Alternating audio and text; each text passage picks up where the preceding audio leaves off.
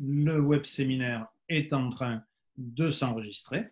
Donc, nous allons pouvoir démarrer. Avant toute chose, je vous informe que nous allons avoir 5 grandes rubriques dans ce web séminaire. Nous allons commencer avec Jérôme sur la question des fermetures d'établissements touristiques, puisqu'on est vraiment autour de l'activité touristique. Ensuite, nous allons avoir toute une partie autour des annulations, les remboursements des séjours, etc., puisqu'il y a beaucoup de questions en ce sens. Ensuite, nous aurons une troisième partie sur les assurances, qui sera malheureusement, je pense, assez rapide.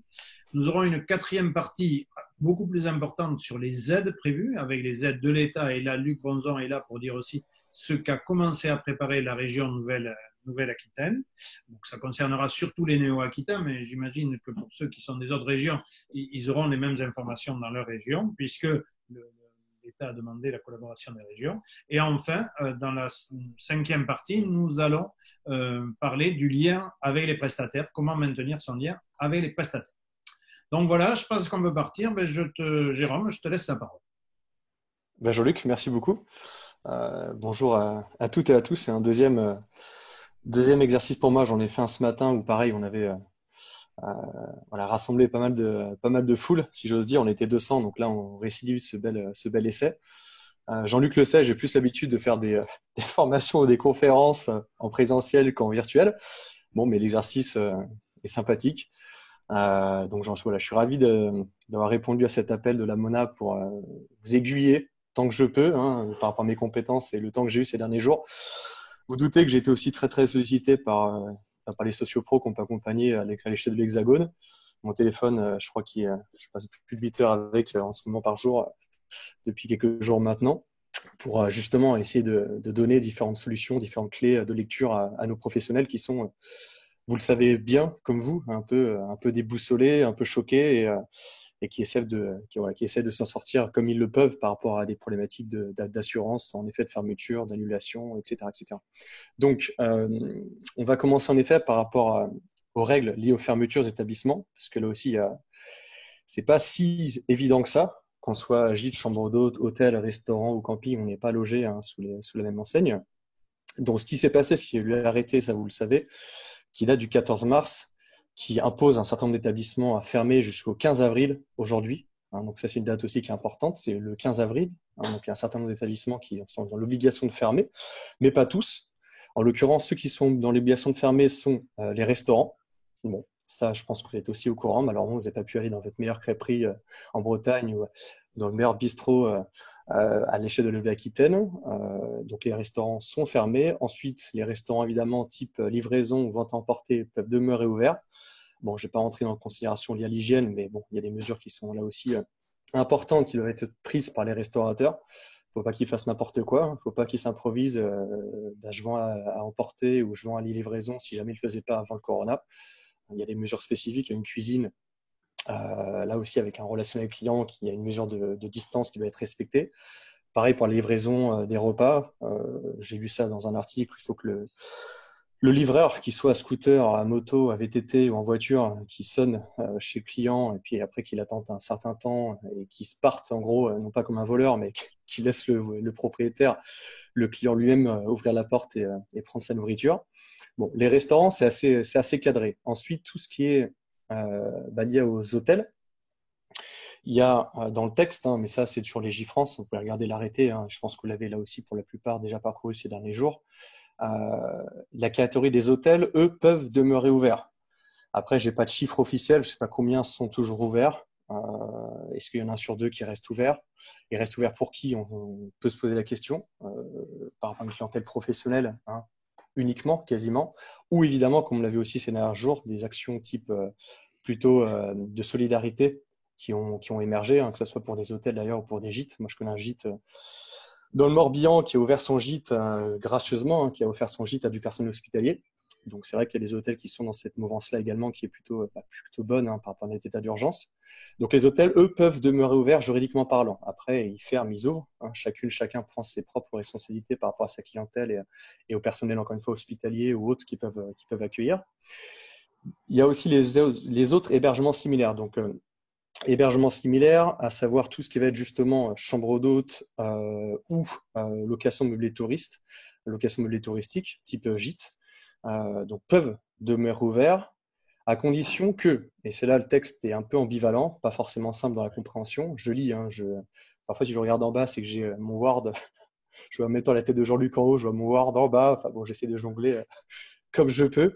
Donc la ligne précise, c'est hébergement touristique et autres hébergements de courte durée lorsqu'ils constituent pour les personnes qui y vivent un domicile régulier.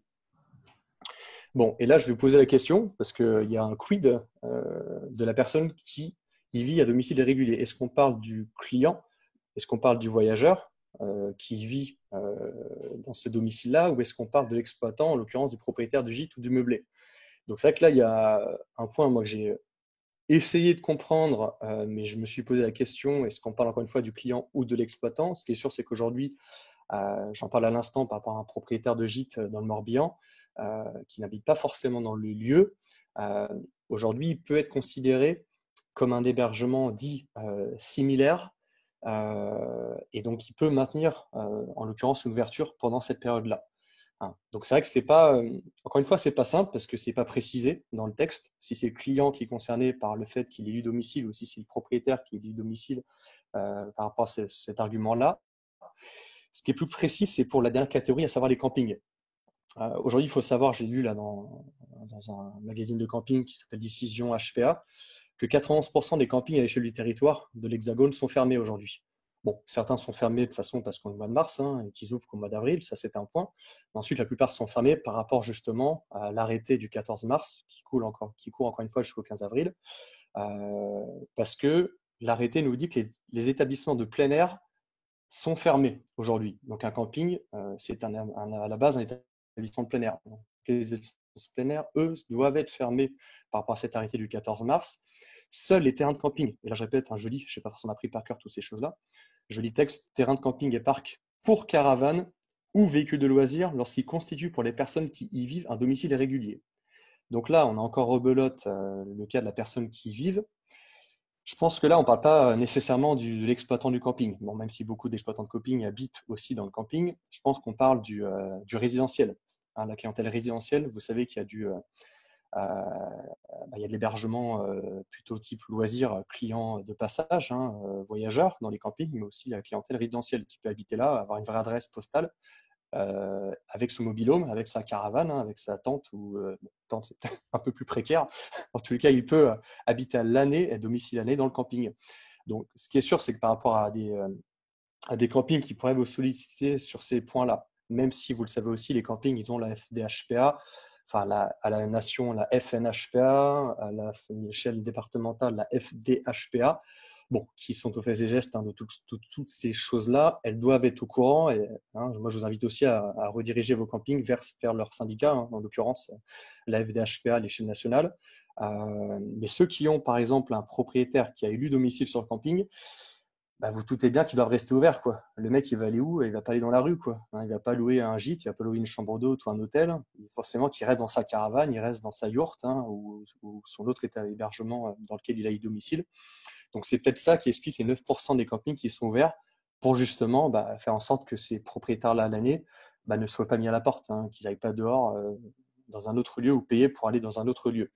Il y a encore un petit point par rapport à la fermeture des établissements, notamment par rapport à tout ce qui est la restauration dans les hôtels ou restauration dans les chambres d'hôtes. Est-ce qu'on peut ou pas maintenir la restauration dans un hôtel? Est-ce qu'on peut ou pas maintenir la restauration type table d'hôte du coup dans une chambre d'hôte? La réponse est oui. On peut, quand on a un restaurant dans un hôtel, le maintenir. On peut, quand on a une table d'hôte, la maintenir. Mais évidemment, il y a des conditions. C'est-à-dire que le restaurant dans l'hôtel, uniquement lié au room service. Donc c'est fini, hein, la tristesse de l'entrepreneuse, de l'entrepreneur qui mange toute seule le soir dans l'hôtel face à son assiette. Bon, il mangera toujours tout seul face à son assiette, mais peut-être devant son écran de télévision parce qu'il va manger dans sa chambre d'hôtel. Donc c'est uniquement le room service dans la restauration de l'hôtel qui est maintenu. La restauration de l'hôtel, à proprement parler, hein, quelle qu'elle soit, de quel niveau qu'elle soit cette restauration, elle est prohibée, elle est interdite. Donc c'est uniquement, encore une fois, le room service. Pareil pour le petit déjeuner. Hein, on a tous eu l'habitude ces dernières années, derniers mois, de manger au buffet hein, dans tel ou tel hôtel. Hein. J'étais à Dunkerque il n'y a pas longtemps. Bah voilà, c'est un appart-hôtel, buffet. Bon, ça c'est fini aussi. La restauration peut se maintenir pour le petit déjeuner en hôtellerie, mais uniquement dans le room service. Après, quid, là aussi légal des tables d'hôtes. Normalement, vous devez toutes et tous connaître la loi d'une table d'hôte. La table d'hôte, c'est uniquement à la table normalement de l'exploitant, du propriétaire de la chambre d'hôte. Donc, on doit partager ses couverts, j'ose dire, on doit partager son menu, on doit partager sa table. Bon, on s'arrête là, hein, pas la serviette. Ça, chacun garde sa serviette. Mais en tous les cas, ce que je veux dire par rapport à ça, c'est que la table d'hôte, normalement, si on regarde le texte de manière pure au niveau légal, on ne pourrait pas la maintenir en chambre d'hôte. Mais évidemment, si vous avez un client qui demeure dans votre chambre d'hôte pour des motifs professionnels et qui ne peut pas du coup aller se restaurer à l'extérieur parce que les restaurants sont fermés et qui ne peut pas forcément se faire livrer quelque chose dans la chambre d'hôte, il faut forcément qu'il mange, hein, cette cliente-là ou ce client-là. Donc la table d'hôte ne va pas avoir lieu, mais vous pourriez là aussi le proposer un service de panier, d'ardoise gourmand, voilà, de box, hein, lunch, de box dinner, hein, on l'appelle comme on veut, et qui serait là aussi du room service, comme l'hôtellerie Fienne. Même si je répète, normalement, si on regarde le texte de manière stricte au niveau légal, la table d'hôte, c'est uniquement la table du propriétaire, on partage le menu du propriétaire, etc. Bon, là, je pense que vu le contexte, il y aura un peu plus de souplesse par rapport à ça et que les clients des chambres d'hôtes qui restent, même s'il n'y en a quasiment plus, hein, c'est pareil, très peu de chambres d'hôtes restent ouvertes. Moi, dans mes clients, je crois que j'en ai 15% à peu près qui sont ouvertes. Certains qui accueillent j'ose dire, des Parisiens qui ont fui Paris pour aller bosser avant le confinement, quoi, hein. Ils sont partis lundi dernier un peu à l'arrache ou mardi dernier avant midi pour se retrouver dans des chambres d'hôtes et y dire domicile pour une durée indéterminée. Il y a encore ces quelques cas de figure-là. Mais c'est sûr que ça devient très rare et de toute façon, il n'y a plus de réservation et que d'annulation. Oui. Jérôme, une question, un hôtel qui est fermé alors qui peut être ouvert, à ce moment-là, on sait déjà les aides, mais est-ce qu'il sera éligible aux aides? Il faudra qu'on en parle tout à l'heure. Oui, on en discutera, mais les aides vont être surtout liées à une perte de chiffre d'affaires finalement. Oui. Donc, qu'il soit fermé ou ouvert. Voilà. Je pense que là-dessus, ça n'y aura pas d'importance. C'est vraiment le chiffre d'affaires qui va être regardé. Il faudra justifier en effet une perte d'exploitation par rapport aux différentes aides. Mais que la loi impose l'ouverture, enfin propose ou tolère l'ouverture ou impose une fermeture, là-dessus, il n'y aura pas d'impact. Jérôme, je te propose qu'on passe aux annulations. Oui. Annulation de séjour, il faut rembourser tout le monde. Comment ça se passe? Oui, bah écoute, tu t'en doutes, c'est le bordel, quoi, hein. C'est clair. C'est le bordel, c'est l'horreur absolue. J'avais un propriétaire il y a quelques minutes au téléphone qui a un lieu de mariage. Avant, il était content, le téléphone sonnait pour confirmer les mariages, hein, pour avoir des devis sur des mariages. Bah, évidemment, le téléphone sonne tous les jours en ce moment, mais voilà, pas que les divorces vont pointer le bout de leur nez à la fin du confinement. Bon, ça, c'est un autre sujet, c'est probable pour certains d'entre nous.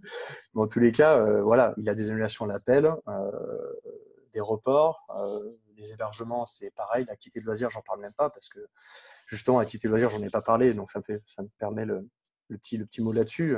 À partir du moment où il y a une activité de loisir, quad, VTT, peu importe où, hein, en Nouvelle-Aquitaine ou ailleurs, bah, évidemment, on ne peut plus exercer notre activité. Donc ça, c'est vrai que j'en ai pas parlé tout à l'heure par rapport aux prestataires de loisirs, mais c'est impossible. Donc annulation sur annulation. Aujourd'hui, pour essayer d'être précis par rapport à tout ça, on est dans le cas qui est important, qui est celui de la cas de force majeure. Donc on est vraiment aujourd'hui, par rapport à l'aspect légal, annulation, remboursement, art, pénalité, etc. On est dans un cas de force majeure lié justement à notre épidémie, maintenant notre pandémie. Donc ça veut dire quoi? C'est-à-dire que si jamais, pour une réservation qui court jusqu'au confinement, aujourd'hui 31 mars, mais bon, certainement le 14-15 avril, certainement malheureusement fin avril, et voire malheureusement le mois de mai, on ne sait pas, mais ce qui est sûr, c'est bon. On saura dans les prochaines heures, mais le confinement, sans aucun doute, sera prolongé. Par rapport à une période jusqu'au confinement, si jamais le voyageur, quel qu'il soit, qu'il ait un groupe pour faire de la trottinette vers Sarlat, qu'il ait un guide touristique pour découvrir telle ou telle Bastide avec sa famille, qu'il avait une cousinade, qu'il fait son mariage ou qu'il vient simplement une nuit à l'hôtel ou en chambre d'hôte ou une semaine au camping, il pourra, malheureusement pour notre profession du tourisme, invoquer le cas de force majeure, et le cas de force majeure égale systématiquement un remboursement. OK? Donc, c'est-à-dire que voilà, tu as eu un acompte de 4 000 € pour un mariage. Malheureusement, notre prestataire touristique, légalement, il devrait rembourser si jamais le voyageur veut annuler sa réservation, et encore une fois, jusqu'à la durée du confinement. Donc, j'insiste sur jusqu'à la durée du confinement, c'est qu'aujourd'hui, moi, j'ai le téléphone qui sonne, et je pense que vous avez peut-être la même remarque sur certains de vos sociopros à l'échelle de votre territoire. Et on l'a encore eu ce matin dans un autre webinaire qu'on a animé avec un partenaire. Bah, il y a forcément des gens, des clients, que ce soit les Français ou les étrangers, qui commencent à annuler pour la période de l'été, quoi. Hein, il y a des gens qui annulent pour juillet, il y a des gens qui annulent pour août. Et ça, ce qui est clair, c'est que le cas de force majeure, évidemment, on va toutes et tous croiser les doigts, hein, très très fort, les doigts des mains et les doigts des pieds. Hein. Ça vous fait un peu de gymnastique après déjeuner, hein, c'est pas mal.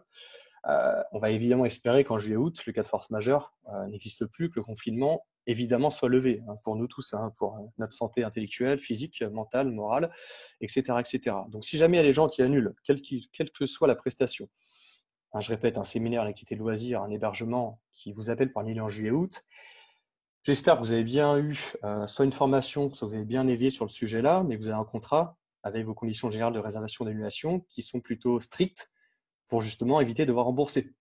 OK? Donc après, c'est vraiment votre contrat qui vous lie avec votre client, avec votre voyageur, pour justement savoir si tu dois rembourser les arts ou pas, les acomptes, combien de pourcents. Mais c'est vraiment vos conditions d'annulation qui vont être respectées au-delà, je répète, de la période du confinement qui est liée à la force majeure. D'accord? Ensuite, par rapport à une période de confinement de force majeure comme on l'a aujourd'hui, évidemment, vous doutez bien que si jamais vos sociopros se mettent à rembourser tout à tour de bras, hein, tous les séjours, toutes les manifestations professionnelles. Bon, bah là, c'est pas 50% de nos prestataires qui vont fermer d'ici la fin de l'été, mais ça serait ça, quoi. Voilà, ça va être un drame absolu. Donc là, il faut faire appel à une conscience, je veux dire, collective, honnêtement solidaire, citoyenne, hein, c'est clair. Je sais que c'est pas évident parce que là aussi, hein, selon le motif du séjour, ça peut être très, très, très personnel et ça fait faire monter une frustration morale, intellectuelle d'un voyageur qui peut être je veux dire, violent, hein, dans ses propos et très, très mal le prendre, très mal réagir, indépendamment du montant, hein, qu'il aura pu payer pour tel ou tel séjour. Il y en a qui vont bien prendre la chose avec, on va pas dire tranquillité, mais en tous les cas avec philosophie et justement jouer la part belle au collectif, à la solidarité. Et il y en a honnêtement, je vais être cash, mais ils n'ont rien à foutre, hein, c'est clair. Ils vont dire, bah non, moi je veux tout de suite que tu me rembourses. Je reviendrai peut-être chez vous un jour, mais je veux pas d'avoir, je veux pas de bons cadeaux, rien à faire. Moi, je veux mon remboursement tout de suite, quoi. Donc là, je répète encore une fois, par rapport à la force majeure jusqu'à la durée du confinement, vous devez rembourser. Vous pouvez négocier, tenter tout ce que vous pouvez. Mais encore une fois, voilà. Alors, Jérôme, j'ai deux questions. Beaucoup de commentaires qui disent, oui, qu'en effet, il y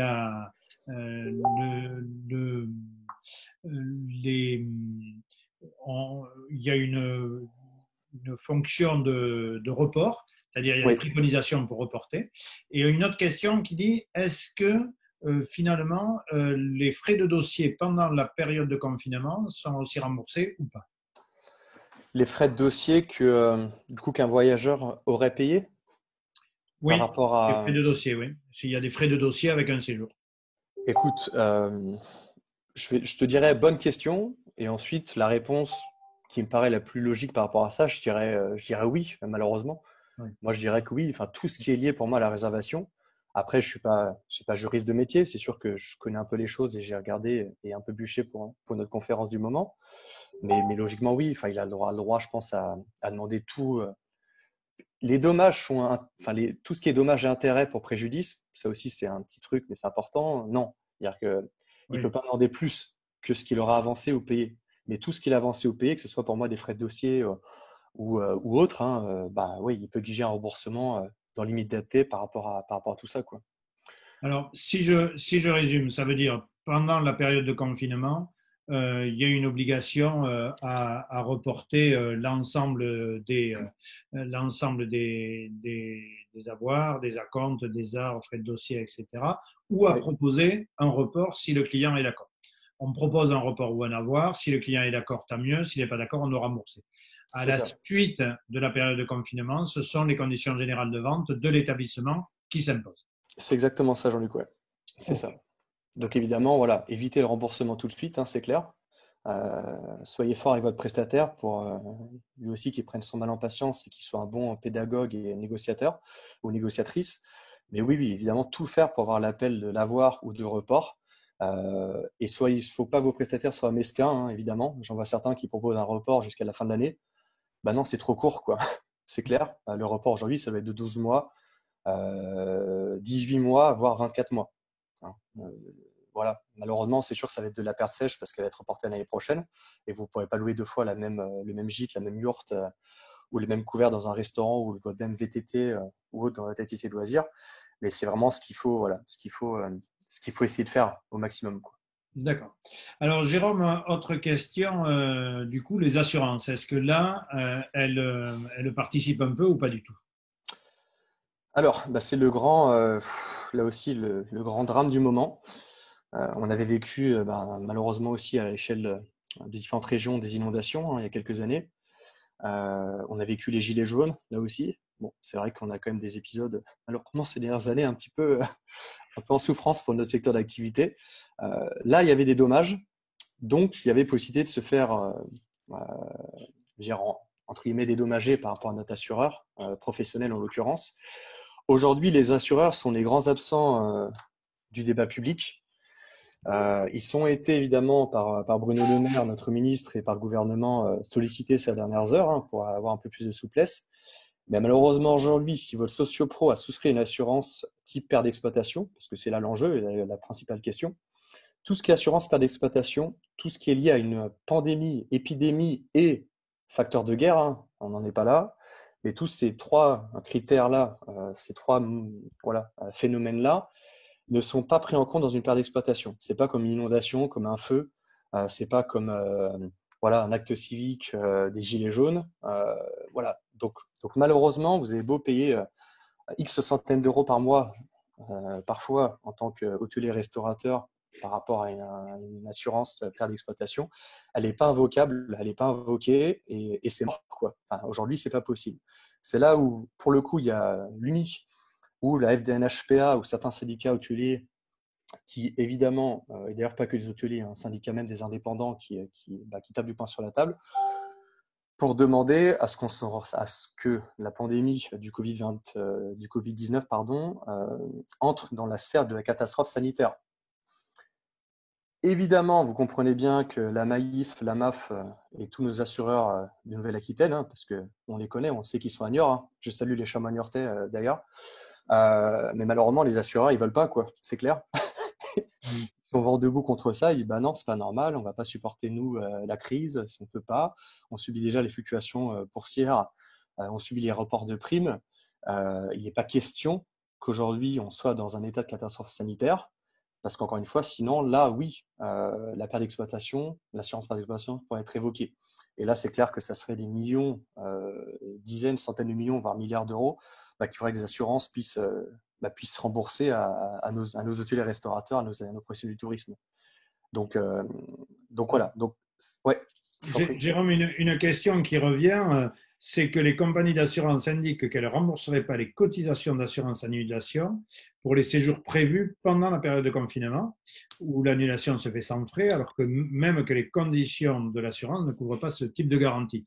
Quid du remboursement de l'assurance qu'on a vendue de façon optionnelle à son client ou que le client a directement souscrit, les compagnies peuvent le garder. alors, c'est vrai que moi, j'aimerais pas être assureur aujourd'hui, enfin même jamais d'ailleurs, parce que chacun son truc. Mais c'est vrai que non, c'est hyper compliqué.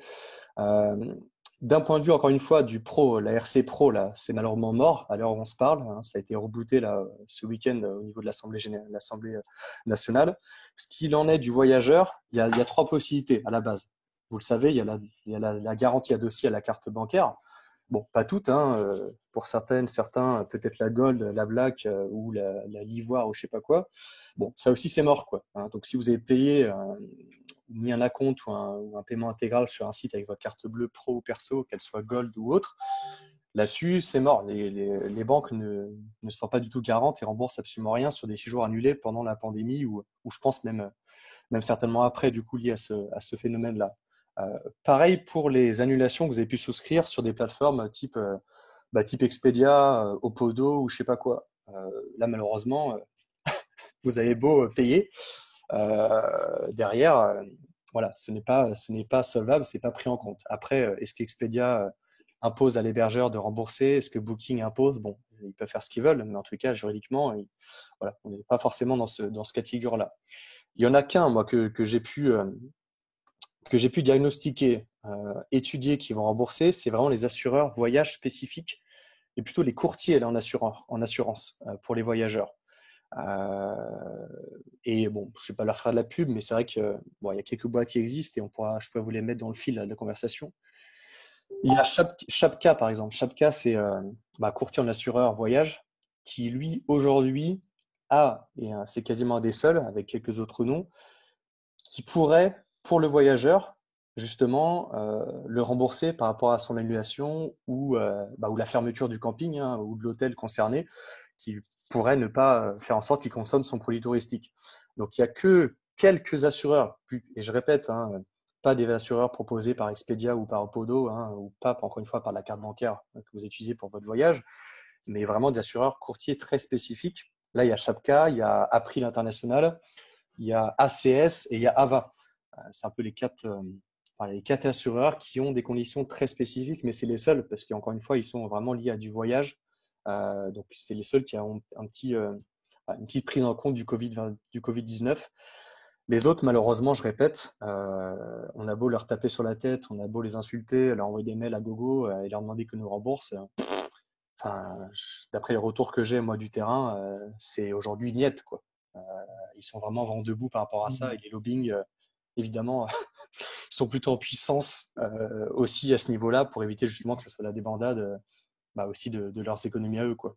Jérôme, on a une question d'Emilio qui dit, ben oui, si les séjours sont annulés parce que les termes n'ont pas été ouverts, on est dans le même cas de figure, hein, il faut rembourser pendant la période de confinement et Exact. Ouais, pendant la période où par arrêté les termes doivent fermer. c'est ça. Il y a un retour sur les frais de dossier avec deux versions, de dire, ben, comme c'est du temps administratif, dit Karine, il doit pouvoir être remboursable, et Héloïse qui dit, ben, ça dépend, qu'est-ce qui a été mis dans le contrat, est-ce que les frais de dossier sont remboursables ou pas. Voilà. Deux Oula. versions différentes. Donc je pense que là, il faudra aller un peu plus loin pour ce qui est Ouais, des frais de dossier, je pense. ouais, je m'excuse, mais c'est vrai que là, pour le coup, j'ai pas forcément regardé ça de Ouais. manière très, très, très précise, très précise, pardon. Et je suis pas non plus juriste, mais je crois qu'il faudra que tu demandes peut-être à Élise demain. Euh, Oui, si elle et connaît le. oui, on demandera à Élise demain. Et dans tous les cas, j'en profite pour indiquer qu'on a fait une foire aux questions. Donc, Oui, Jean-Baptiste est en train actuellement d'alimenter par rapport à ce web séminaire. Et je mets le lien dans les deux chats de cette foire aux questions qui est consultable pour tout le monde sur un simple Google Doc, hein, mais voilà, vous avez déjà des réponses. Et du coup, quand on aura la réponse, je pense, d'Élise Fabing, de Maître Élise Fabing demain, oui. on pourra amener cette réponse précise sur les frais de dossier. Pour finir vite fait là-dessus, si tu veux, Jean-Luc, là, il y a un petit truc qui me revient par rapport, encore une fois, à vos professionnels à l'échelle de vos différents territoires. Euh, la seule chose, et vous allez voir que c'est une maigre consolation, mais la seule chose que proposent les assureurs, comme d'ailleurs la plupart des autres partenaires, que ce soit un leasing d'un véhicule professionnel, de NJ ou autre pour votre électricité, je pense votre forfait téléphone aussi, votre forfait Wi-Fi professionnel, c'est un report des échéances.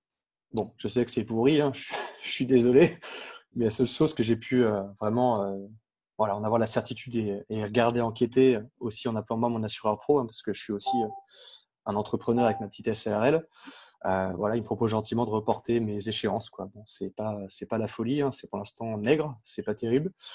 En espérant encore une fois que l'État peut-être pourra intervenir davantage. Je sais que là aussi, Bruno Le Maire a appelé la solidarité des assureurs à aider justement davantage nos pros. Pour l'instant, c'est vrai que c'est peut-être pas à la hauteur non plus de nos espérances, quoi. On verra ça, j'espère, dans les prochaines heures. Bon, eh bien, Jérôme, peut-être que justement, c'est une bonne transition pour passer au point suivant sur les aides possibles. Alors là, on va le faire en deux temps. Dans un premier temps, Jérôme Oui, peut faire un point sur ce qui a déjà été annoncé, puis ensuite Luc Bonzon pour la région Nouvelle-Aquitaine. ok. Alors, bon, les aides, vous avez bien suivi ça aussi, ça se multiplie ces derniers jours, ces dernières heures. Bon, je vais vous donner un petit peu je vais vous essayer de vous résumer les grandes lignes des différentes aides pour les chefs d'entreprise ou pour les micro-entrepreneurs, hein, parce que dans le paysage touristique, vous le savez très bien, autant que moi, on n'est pas non plus que sur des PME, hein, on est sur un tissu aussi très TTTTT, hein, très très très très petite entreprise. Donc là aussi, les micro-entrepreneurs sont concernés.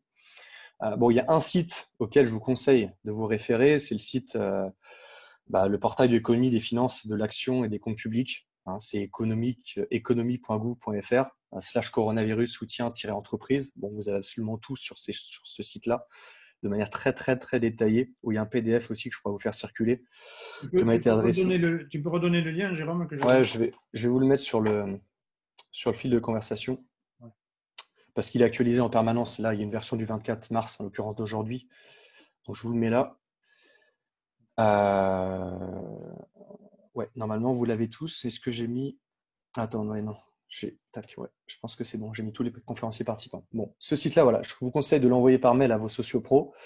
C'est la meilleure réponse que vous pouvez leur donner finalement, parce que encore une fois, ça change en permanence. Est-ce qu'il faut contacter l'URSSAF? Est-ce qu'il faut contacter la Directe? Est-ce qu'il faut contacter les impôts publics? Bon, bref, honnêtement, même moi, qui suis gérant d'une SARL, c'est compliqué, dans le sens qu'il y a beaucoup de dispositifs qui s'enchaînent au quotidien. Je vais vous résumer, moi, les grands principes fondamentaux. Il y a évidemment ce que vous connaissez, vous l'avez, je pense, vécu vous-même à titre personnel, en tout cas dans votre entourage immédiat. C'est évidemment le chômage partiel, activité partielle, donc qui pour l'instant s'applique pour une durée de 2 mois sur tous les salariés dont le revenu excède un SMIC, hein, ou un SMIC ou excède un SMIC. Donc là-dessus, bon, après c'est vrai que j'ai beaucoup de retours aussi de sociopros qui me disent ouais mais attends, le chômage partiel, il faut quand même faire attention, il faut que quand même ça soit justifié, motivé. Est-ce que ça peut être motivé que si on est dans l'obligation de fermer justement par rapport à l'été du 14 mars. Ce qui est certain, faites gaffe, enfin en tout cas dites à vos exploitants de faire attention à ces sujets-là, parce qu'on ne sait jamais, même s'il y a un élan là forcément massif face à une crise d'exception sans précédent qu'on n'a jamais vécu et j'espère qu'on n'arrivera jamais, il faut quand même que ce soit un minimum justifié. C'est-à-dire que si jamais vous faites juste du chômage partiel pour éviter de payer un salaire, évidemment, ça ne fonctionne pas, quoi. Hein, si jamais le chômage partiel, vous l'invoquez alors que vous auriez pu faire du télétravail, ce qui est difficile évidemment pour nos exploitants qui sommes dans le commerce. Hein, normalement, il y a une relation client, donc ça, on peut la faire de manière virtuelle des formations, mais quand on accueille un client pour faire un stage de plongée ou faire du kayak ou du surf dans les Landes, voilà, on peut pas, quoi. Donc chômage partiel, normalement, dans les cas de figure nous touristiques, vont être justifiés dans la plupart des cas. Mais attention néanmoins, encore une fois, à ça, parce qu'on ne sait jamais dans X mois si vous avez des petites problématiques de justification. Mon comptable m'a alerté moi sur ces sujets-là. Bon, donc ça c'est sûr que c'est la chose que vous avez dû mettre en place à l'échelle du territoire. Vos sociopros ont pu déjà actionner ces derniers jours avec leur expert comptable. C'est clair que là aussi, leur expert comptable doit être le bon interlocuteur auquel se référer. J'ai plein en ce moment, je pense qu'ils sont pires que nous, ils sont aussi très très très sollicités, les pauvres. Ils doivent à la fois conclure les bilans de 2019 et en même temps, ils doivent répondre au Covid-19. Donc c'est le gros bordel pour eux, mais en tous les cas, c'est quand même des interlocuteurs. Si vous avez un bon expert comptable, une bonne expert comptable qui peuvent aussi vous orienter sur le chômage partiel, l'activité partielle à mettre en place. Le reste, ça aussi vous l'avez vu, c'est tout ce qui est report de charges fiscales et sociales. Pour le mois de mars, moi je l'ai vu, j'ai eu un mail de l'URSSAF avec ma SARL où automatiquement, j'ai même rien eu à faire, automatiquement mes charges sociales par rapport à ma collaboratrice n'ont pas été pompées, là, si j'ose dire, n'ont pas été prises à la source et ont été décalées pour le mois prochain.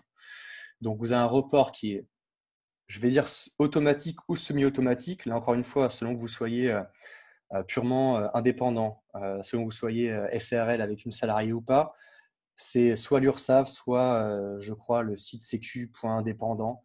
Bon, mais c'est là où ni vous ni moi sommes capables d'orienter. Hein. C'est là où il y a le site justement du gouvernement ou l'expert comptable qui peut évidemment aider de manière plus précise.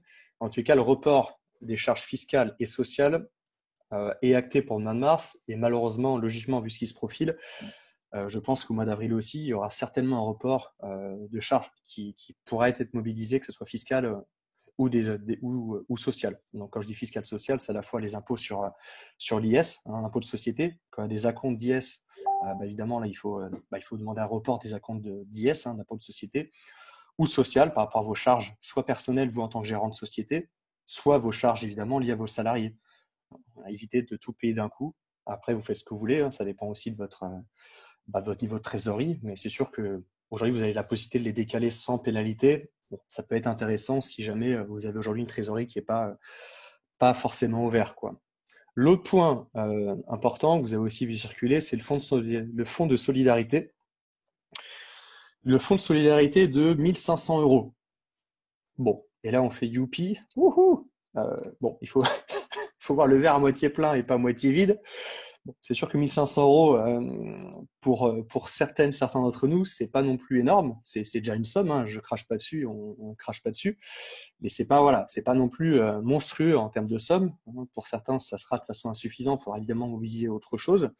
Mais ce fonds de solidarité là, 1 500 euros, il va être acté. En tous les cas, vous allez pouvoir le mobiliser à partir du 31 mars. Donc là, d'ici une petite semaine. Je ne sais plus si c'est sur le site de la Directe. Non, je crois que c'est plutôt sur le site des impôts. La DGFIP. Bon, je suis pas. Alors, juste une précision, Oui. Jérôme. Déjà, il y a Stéphanie d'Albi qui dit que quelqu'un doit te chatouiller parce que tu n'arrêtes pas de bouger sur ton siège. Ah, Déjà. c'est possible. Voilà, C'est que j'ai le siège sur les roulettes. Ah, voilà. Et une question, donc pour être précis, l'activité partielle, ça, Ouais. ça correspond, c'est pour les salariés. Un propriétaire de chambre d'hôte ne peut pas bénéficier de l'activité partielle ou un indépendant ne peut pas bénéficier de l'activité partielle. Par Non, contre, il peut faire appel au fonds de solidarité. c'est ça, c'est ça. Il peut faire appel au fonds de solidarité à partir du 31 mars. C'est là où le site de la DGFIP, là, donc les impôts, en gros, on aura le formulaire, ça sera directement en ligne. Normalement, le principe, c'est qu'il faudra justifier sur une perte d'au moins 70% d'un chiffre d'affaires entre mars 2019 et mai 2020 et mars 2020. Ça veut dire quoi? C'est pas l'année globale, hein, Jean-Luc, c'est pas un an, c'est vraiment mars versus mars, mars 2020 versus mars 2019. Malheureusement, on peut se poser la question, oui, mais ceux qui ont ouvert leur activité en janvier 2020. Bon, bah écoute, là, on va voir ça le 31 mars, quoi. En tout cas, aujourd'hui, ils ne seront pas en mesure de comparer une année qui n'existait pas l'année dernière par rapport à un chiffre d'affaires qui existe, malheureusement pas beaucoup non plus, parce qu'il va être très faible en 2020. Ouais. Le principe général, hein, c'est mars 2020, mars 2019 versus mars 2020. Ouais, c'est ça, c'est ça. D'accord. Après, là, je regarde en même temps le flot des questions. Euh, c'est sûr, bon, moi aussi, j'ai eu. Bon, moi, je répète, ma SRL, j'ai reçu un mail automatique disant que mon échéance de mars allait être basculée sur avril. Et j'ai aussi des prestataires, là, je vois Delphine, là, un Couder qui nous en parle par rapport à un prestataire camping, qui a été prélevé de l'URSSAF et les impôts. Moi aussi, j'ai des clients ou même des amis, hein, qui ont été automatiquement prélevés, alors que normalement, ils n'auraient pas dû l'être. Bon, là, c'est sûr que on est tous dans le même bateau, malheureusement. Je le répète, c'est le bordel, hein, pour tout le monde, hein, nos administratifs, institutions que nous. Eux aussi ont dû migrer sur des choses plutôt télétravail. Et forcément, il y a des loupés, quoi, hein. Il y a des loupés. Donc là, c'est clair que les sociopros, évidemment, vous devez vous devez conseiller vos sociopros d'être très, très, très vigilants. La solution aussi qui peut être possible, si vous constatez que normalement vous avez été prélevé de vos charges sociales ou fiscales, c'est évidemment d'alerter le plus rapidement possible les services concernés, hein, que ce soit l'URSSAF ou les impôts, hein, au niveau de votre destination. Ça, c'est la première chose. Et l'autre possibilité, avant d'avoir un fonctionnement de ces charges-là, c'est de faire opposition avec votre banque auprès de ces prélèvements. Si vous avez un doute, si vous dites oui, mais moi j'ai rien compris, mon comptable me dit une chose, j'ai reçu un mail de l'URSSAF qui me dit autre chose, là c'est pour le coup cas force majeure aussi pour nous, c'est en gros interdire le prélèvement bancaire auprès de votre banque, quoi. Donc vous appelez votre banque, hein, que ce soit le Crédit Mut, la BNP, Crédit Agricole, hein, ou peu importe, hein, on s'en moque, vous appelez votre banque professionnelle, vous dites voilà, moi je bloque tel prélèvement. Et bon, habituellement, vous allez vous ferez défoncer, quoi, hein, c'est clair. Vous n'amusez pas à faire ça, chers entrepreneurs, en période plutôt classique. Mais bon, mais là, c'est ce qu'il faut faire, quoi. Parce que malheureusement, il y a des loupés, c'est clair. Donc, il y en a, ils vont se faire prendre. Jérôme, sur les entreprises individuelles qui n'existaient pas en mars 2019, a priori, il y a Claire et Célia qui donnent des infos sur Ouais, Facebook. C'est que Darmanin a fait un live il y a 1 heure pour expliquer qu'il y aura une moyenne sur le chiffre d'affaires passé et notamment une moyenne sur mensuelle sur le CA qui devra être inférieur à 83 000 euros dans les 9 premiers mois d'activité. Et donc, il y aura une moyenne de CA moyenne. Donc, ça y est, c'est ok. en train de se. En train de se... Mais je pense que, bon, moi, j'ai encore deux petites choses et puis après, on va basculer avec plaisir sur Luc. Euh, Ce qui est sûr, et là, on a espoir et on fait aussi tout pour, vu les circonstances, que tout ça devrait gagner en souplesse hein, dans les prochaines semaines, dans les prochains mois. Moi, il y a beaucoup de craintes de la part des sociopros, euh, des différentes entrepreneuses, entrepreneurs, hein, qu'ils soient micro ou en société, que justement, il faille, comme tu disais Jean-Luc tout à l'heure, que j'ai l'obligation d'être en arrêt d'activité pour bénéficier des aides, que j'ai vraiment que je dois justifier tel euro, telle facture pour pouvoir bénéficier d'un report ou autre. Bah, vu la circonstance exceptionnelle, mesure exceptionnelle, et j'espère, on verra si le temps me donne tort ou raison, mais que voilà, que vu notre contexte, il y aura plus de souplesse et qu'on ne sera pas forcément, je vais pas dire entubé quoi, mais c'est vrai qu'il y a ouais, enfin là, quand on est à son compte, bon, on a Alors, confiance. justement, il y a des questions par rapport à ça. Est-ce que les loueurs de meublés non professionnels peuvent bénéficier de fonds de solidarité? Oui, A priori, oui. oui, Et oui, bah donc, ça c'est il n'y a pas d'inscription obligatoire au registre du commerce. non, non, non, enfin, je répète, pas à ma connaissance, pas par rapport à tout ce que j'ai pu lire ces dernières heures et derniers jours. Le fonds de solidarité s'adresse vraiment aux micro-entrepreneurs. Après, ceux qui sont vraiment purement, uniquement déclarés à la mairie avec un CERFA qui vont reporter des charges sur leur micro BIC feuille d'impôt. Bon, là, c'est un peu technique, mais normalement, il faut quand même qu'ils aient un numéro type SIRET, qui soit immatriculé aux impôts à l'échelle du territoire. Donc, si jamais ils font ça vraiment de manière très épisodique, ils louent un mois par an uniquement leur gîte ou ils louent 3 chambres par an dans leur chambre d'hôte, Oui. normalement, je suis pas sûr qu'ils pourraient avoir 1500 euros. Imagine, tu fais 3000 euros de chiffre d'affaires par an, tu gagnes 1500 euros d'un coup. Bon, je pense qu'il y a quand même des limites dans le truc.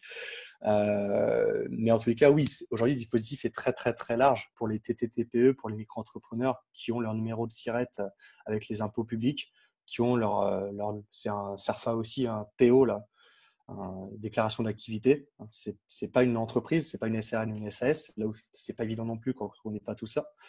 Bon, mais c'est là où j'avais animé pour la monnaie une formation un peu plus technique justement sur ces sujets. Mais voilà, en gros, à part les tout petits, normalement 95% de nos D'accord. hébergeurs, ouais, ils vont être concernés par la mesure. Et puis après, il y a dernière chose, deux dernières choses, et ça fera le lien avec ce que va nous annoncer Luc aussi. Euh, Aujourd'hui, il y a plein de choses sur la suspension des loyers. Il faut évidemment que chaque entrepreneur appelle sa banque. Là aussi, je suis au téléphone depuis de nombreuses heures, de nombreux jours, sur le fait que les banquiers peuvent, dans certaines mesures, décaler des échéances de paiement, peuvent avoir une facilité de trésorerie, un découvert. Voilà, c'est le moment, évidemment, il faut les appeler, quoi. On est tous dans le même bateau, donc le conseil que vous pouvez donner à vos sociopros, c'est de mobiliser leurs banquiers, qu'ils aient des bonnes relations ou pas. Bon, voilà, chacun se débrouille, mais en tout cas, il faut contacter les banques pour essayer de négocier un échéancier plus favorable, de décaler. Est-ce qu'ils vont faire ça gratuitement ou pas? Bon, bref, là encore une fois, ils vont faire ce qu'ils peuvent et à vous de bien négocier aussi avec eux. Pareil pour tout ce qui est charge d'eau, d'électricité. Je parlais tout à l'heure des loyers d'un véhicule en leasing, par exemple. Euh, Moi, j'ai Toyota, là. Bon, je fais pas de pub pour Toyota, on s'en fout, mais en l'occurrence, moi, j'ai mon véhicule professionnel qui est une Toyota en leasing. Et là, ils m'ont proposé de décaler, je crois, de 3 mois mes échéances. Bon, tu peux refuser, tu peux accepter, encore une fois, selon ton niveau de trésorerie. Mais vu que mon véhicule professionnel, hein, vous en doutez, il est au chaud là, hein, il est tranquille pendant plusieurs semaines, je vais pas beaucoup bouger, voire même pas du tout. Donc c'est clair que si je veux éviter de payer mes 400-500 euros par mois de loyer de mon véhicule, très facilement j'appelle Toyota ou eux-mêmes sont venus vers moi en l'occurrence, et je pense que Renault, Peugeot, hein, pour parler français, ce sera la même chose, pour faciliter encore une fois et repousser les charges au maximum. Après, j'entends des entrepreneurs qui nous diront, et à juste titre, bah, c'est reculer pour mieux sauter. Ça aussi, on verra bien. Ce qui est sûr, c'est qu'il faut souhaiter qu'on respecte toutes et tous le confinement et espérons-le que le confinement s'achève fin avril, mai, mais qu'il n'empiète pas trop sur l'été, parce que sinon, là oui, on aura beau reculer toutes nos échéances de D'accord. paiement. Là, pour le moment, on regarde ce qu'il y en a aujourd'hui. C'est ça. Ok, donc il y a quelques informations aussi sur, notamment j'ai mis un lien là, qui était sur Facebook, je l'ai mis sur Zoom, sur une information de Clé Vacances sur des mesures de soutien spécifiques pour les loueurs de meubles. Ok, merci. Ok, mais Luc, à ce moment-là, peut-être que si c'est, on va te passer la parole de manière à ce que tu puisses indiquer en Nouvelle-Aquitaine où est-ce qu'on en est par rapport à l'industrie touristique. Marche, merci Jean-Luc, merci Jérôme. Peut-être juste pour compléter effectivement ce qu'a dit Jérôme sur le fonds de solidarité, où les régions vont abonder à hauteur de 250 millions d'euros ce fonds de solidarité qui est constitué à hauteur de 1 milliard d'euros.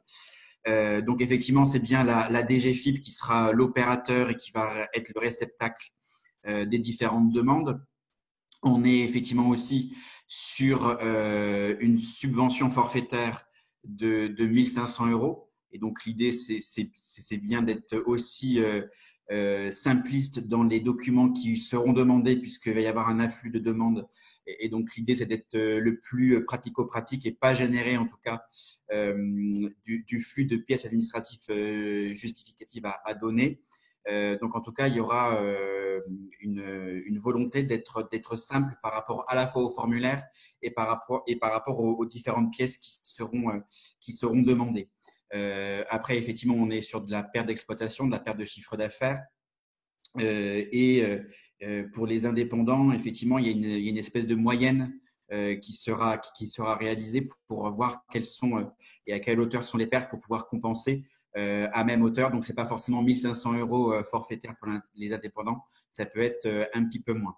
Par rapport à ces 1 500 euros, il y a un complément qui sera possible avec une deuxième vague de 2 000 euros. Donc, c'est un complément de 2 000 euros.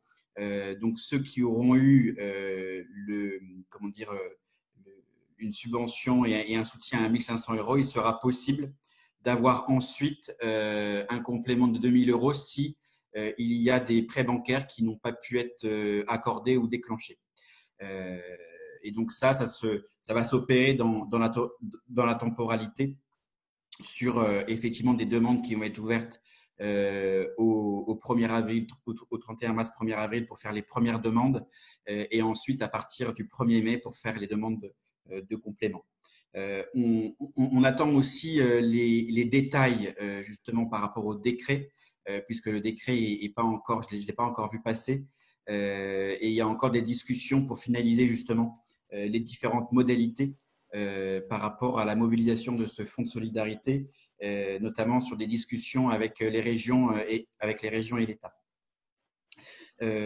Également sur les mesures État-région, il y a ce fonds de solidarité, il y a également le prêt rebond, qui est un prêt qui est géré par BPI France, pour lequel, en tout cas en Nouvelle-Aquitaine, la région abondera ce fonds de 10 millions d'euros pour justement mobiliser un accompagnement aux besoins de trésorerie. Donc, c'est accompagnement aux besoins de trésorerie, accompagnement aussi de l'investissement, mais là, l'investissement, je pense que va se décaler, mais c'est une possibilité. Pour les TPE, PME créés de plus d'1 an, avec un soutien. Donc là, c'est un soutien sous forme de prêt à taux zéro, avec un minimum de 10 000 euros et un maximum de 300 000 euros. BPI France demandera aux dirigeants de mettre une contrepartie. Donc, quand BPI met 1, l'entreprise devra trouver 1, soit par de l'emprunt bancaire, soit par de l'apport personnel. Donc ça, nous, la région, on va effectivement en Nouvelle-Aquitaine abonder ce fonds, puisque en mettant 10 millions d'euros, ça permet de lever 50 millions et de couvrir 50 millions de besoins de trésorerie. Donc, à côté de ce prêt rebond, l'idée était d'avoir des mesures d'urgence gérées en direct par la région Nouvelle-Aquitaine et avec comme philosophie d'être quelque part la voiture balai. Donc, une fois que l'ensemble des mesures de l'État et les mesures BPI France ont été déclenchées ou n'ont pas pu être déclenchées, l'idée, en tout cas, est de pouvoir proposer justement aux entreprises en difficulté un accompagnement et un accompagnement plutôt toujours sur le besoin de trésorerie. Donc, un fonds d'urgence est constitué en Nouvelle-Aquitaine, doté de 15 millions d'euros. Donc là, on est sur l'accompagnement des entreprises de 5 à 500 salariés. Et effectivement, ce sont des entreprises qui se seront vues avoir eu un refus de financement bancaire ou un refus du prêt rebond au niveau de BPI. Donc là, on est sur un accompagnement, comme je le disais, du besoin de trésorerie jusqu'à la fin de l'année 2020 sous un format pré-public à 0%, avec, comme le propose BPI, 2 ans de différé et un remboursement sur 5 années. À côté de ce fonds d'urgence, il y a la constitution d'un fonds associatif donc à destination des associations employeuses. Donc là, ce sont des associations jusque 50 salariés. Et pareil, l'accompagnement sur le besoin de trésorerie avec une subvention de 20 000 euros maximum, correspondant là à 50% du besoin identifié. Et ce fonds associatif régional est doté de 5 millions d'euros. Donc, vous voyez bien qu'en tout cas, la volonté a été de faire en sorte de mobiliser dans un premier temps les mesures de l'État, les compléments État-région par rapport à ce que proposait l'État sur le fonds de solidarité et BPI France sur le prêt rebond, et une complémentarité en tout cas sur les entreprises qui n'auraient pas de solution pour trouver une solution de financement à très court terme, notamment sur leurs besoins de trésorerie. Donc la région Nouvelle-Aquitaine met en place un numéro unique justement pour renseigner et essayer d'orienter les entreprises. Donc je peux vous mettre sur la conversation effectivement le numéro unique, et pareil il y a un mail unique qui est mis en place pour pouvoir répondre aux différentes sollicitations. Donc nous, effectivement, on est tous en télétravail. On se met en ordre de marche. C'est pas toujours simple, justement, de travailler à distance avec des outils qui sont pas forcément opérationnels et opérants à distance, notamment par rapport à des outils métiers.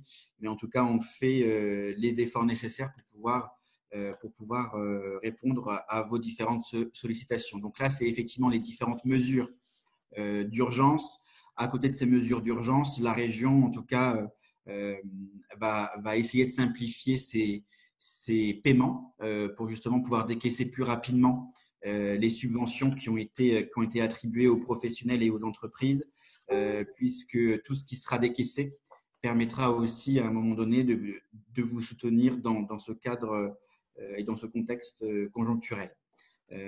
Donc voilà, en tout cas, moi, ce que je pouvais vous dire sur les mesures qu'ils ont mis en place. Ne pas oublier, on n'en a pas beaucoup parlé, mais effectivement le secteur bancaire, où en tout cas en Nouvelle-Aquitaine, nous, on travaille bien avec eux, et la Fédération bancaire régionale a pris un certain nombre d'engagements pour venir en aide aux entreprises, avec effectivement un décalage de 3 à 6 mois des différentes échéances. Donc en tout cas, je pense que tout le monde est effectivement en ordre de marche pour pouvoir répondre en tout cas à vos besoins et faire en sorte en tout cas qu'il y ait une préservation de l'emploi et maintenir quelque part les structures, même si elles sont aujourd'hui en difficulté par rapport à ce contexte un peu particulier. Merci, merci Luc de ces informations. Je précise pour les participants, notamment sur Facebook, que ce que vient de présenter Luc concerne évidemment la région Nouvelle-Aquitaine, puisque Luc est directeur du tourisme au Conseil régional de Nouvelle-Aquitaine. Et donc, à voir avec les autres régions comment ça peut se passer. Une autre précision également, que pour nos collègues des offices de tourisme de Nouvelle-Aquitaine qui interrogent sur Facebook et sur les pertes d'exploitation des offices de tourisme y aura-t-il une intervention? Pour le moment, on a échangé avec la région, avec Luc notamment, et on va très vite comptabiliser ce qu'il en est. Vous allez recevoir un questionnaire cet après-midi, de manière à voir de quelle manière les différents interlocuteurs, les différentes collectivités au niveau régional, qu'elles soient locales, départementales ou régionales, pourraient éventuellement s'impliquer. D'abord, il faut qu'on fasse un état des lieux des pertes réelles des offices de tourisme. Voilà. Donc, ça, c'est une information importante. Je reviens, Jérôme, sur le fonds de soutien pour les loueurs de meublés. Il y a le site Clé Vacances indique que ce fonds de soutien n'intervient que pour les loueurs de meublés professionnels. Or, tu disais que dans un certain nombre de cas, un loueur de meublés non professionnel pourrait également en profiter. Alors, du coup, il y a une divergence. Est-ce que tu as des précisions là-dessus? Mais écoute, je découvre, là je suis sur le lien, là, le site wiki-clévacances.com, où en effet les questions de LMNP, LMP, Oui. que les loueurs Loueurs de meublés. professionnels pourraient bénéficier, mais dont les loueurs de meublés non professionnels ne pourraient pas bénéficier. Écoute, honnêtement, je préfère la beauté en touche, parce que je pense qu'il va falloir vraiment qu'on voit ça aussi dès le 31 mars, quand ça sera opérationnel sur le site, voir les conditions strictes. Est-ce que c'est parce qu'on est en LMNP ou LMP? À voir. Moi, je pensais que c'était qu'on soit en micro-entrepreneur et qu'on ait un numéro SIRET auprès des impôts, en l'occurrence de notre… Oui, mais il y a beaucoup de loueurs de meublés qui sont en fait des loueurs de meublés non professionnels et qui directement, fiscalement, imputent ça sur les bénéfices industriels. Je pense que cela, en effet, et le site de Clé Vacances, cette page-là qui est bien faite, le confirme. Je pense que cela, a priori, mais je répète, vu que les choses changent heure après heure, jour après jour, semble-t-il qu'ils ne seraient pas concernés par rapport à ce fonds-là des 1 500 €. Malheureusement, semble-t-il. Ok, je vous propose qu'on passe au dernier point, c'est finalement faire le lien avec les prestataires, parce que si aujourd'hui il y avait autant d'offices de tourisme qui ont participé, c'est bien qu'ils sont dans un premier temps sollicités par leurs professionnels. Donc c'est quelque chose qui est vraiment important.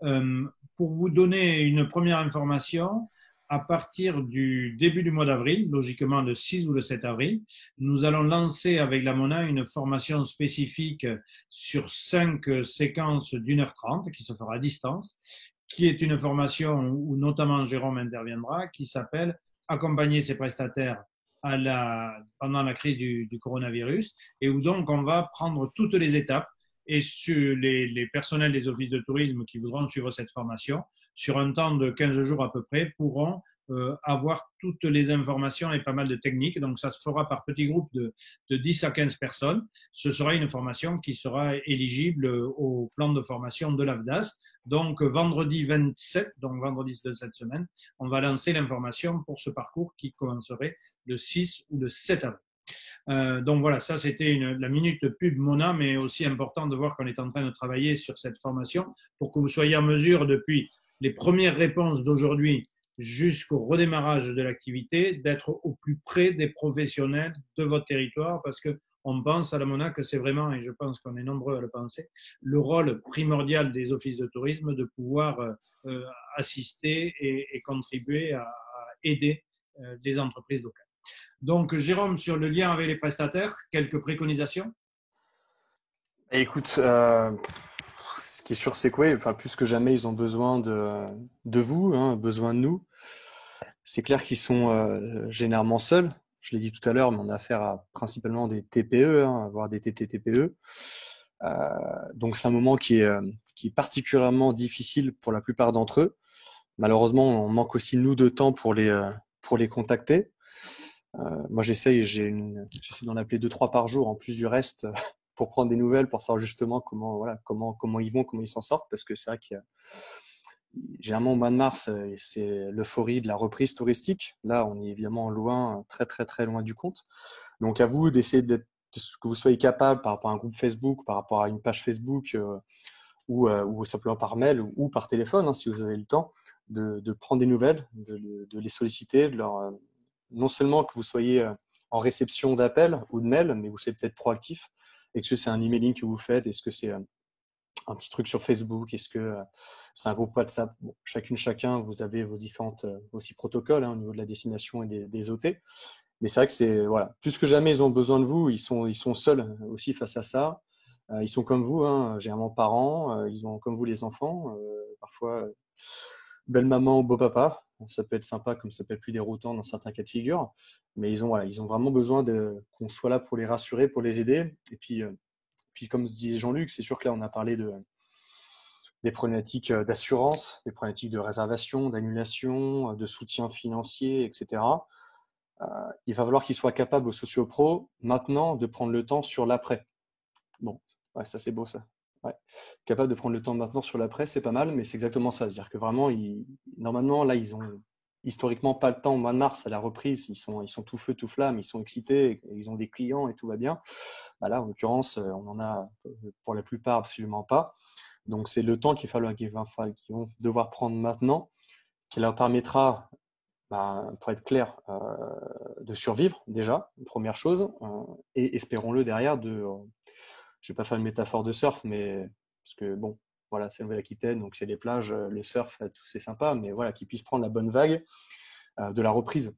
La reprise, est-ce qu'elle viendra dans un mois, est-ce qu'elle viendra dans 2 mois? Bon, là aussi, on n'en sait absolument rien, c'est très très incertain. Ce qui est sûr, c'est qu'elle va être difficile et que ceux qui seront capables, parmi vos sociopros, d'être le plus pro possible, le plus réactif possible, qui ont gardé un lien avec leurs clients, que ce soit par les réseaux sociaux, que ce soit par leur site, par un emailing, par ce que vous voulez, ceux qui ont aussi revu leurs tarifs, ça sera un autre sujet, mais voilà, les tarifs de l'été, généralement, ce sont des tarifs assez élevés. Malheureusement, là, il va falloir peut-être ajuster aussi les tarifs pour cet été, comme les conditions d'annulation, de réservation, il va falloir qu'elles soient flexibles.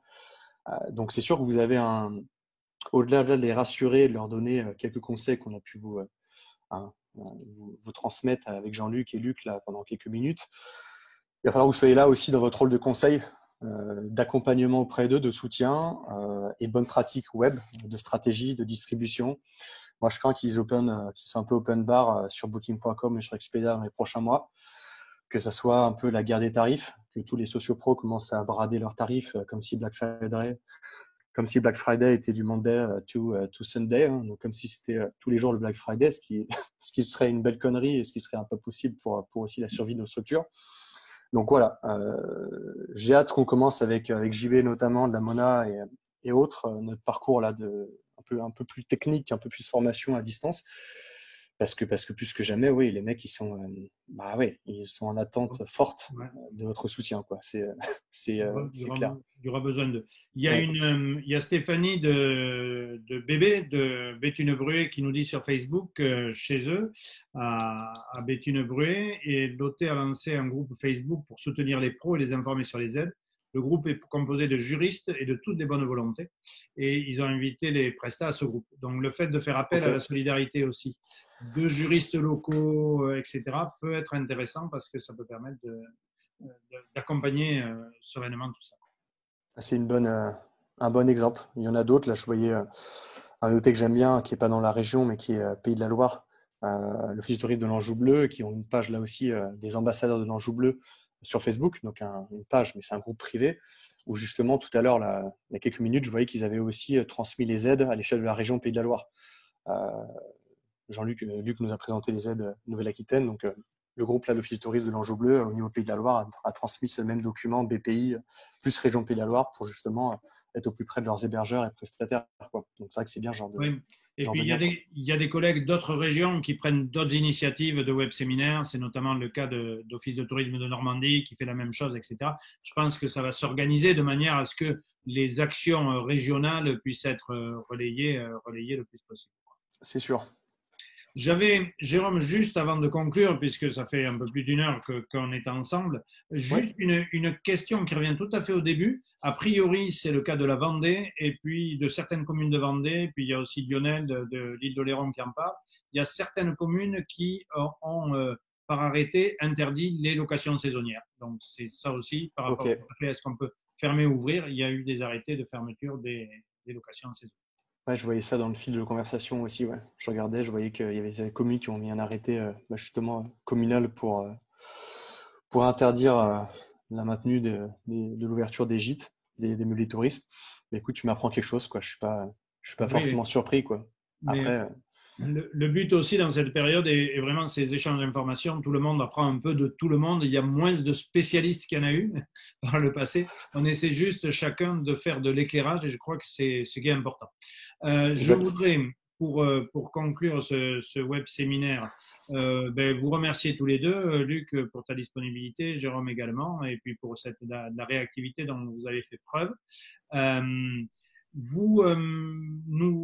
vendredi 27, nous communiquerons grâce à notre newsletter. Si vous n'êtes pas abonné à la newsletter de la Mona, allez directement sur notre site monatourisme.fr et vous pouvez vous abonner. Et vendredi, nous allons diffuser notre Mona Info hebdomadaire en ces temps de crise avec tous les détails sur la formation, le site de formation accompagner ses prestataires touristiques à la reprise et qui formation qui sera ouverte aux offices de tourisme hors Nouvelle-Aquitaine puisque c'est aussi les néo-aquitaines seront évidemment prioritaires s'il y a vraiment trop de monde, mais je pense qu'on pourra faire plusieurs groupes et de cette manière comme c'est à distance, nous pouvons également l'ouvrir. Et donc, ce sera une formation de 5 séquences d'1h30 qui sera effectuée sur environ un temps de 2 semaines. Merci à toutes et à tous. Vous allez pouvoir retrouver sur la page Facebook de la Mona ce web séminaire, mais également dans un article qui va rapidement être fait sur notre site, puisque nous l'avons enregistré.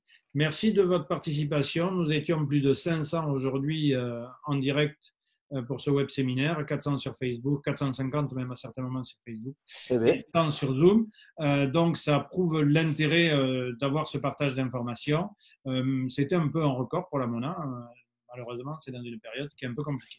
Merci à tous. Merci Luc. Merci beaucoup. Merci Jérôme. À bientôt. Au revoir. Merci beaucoup.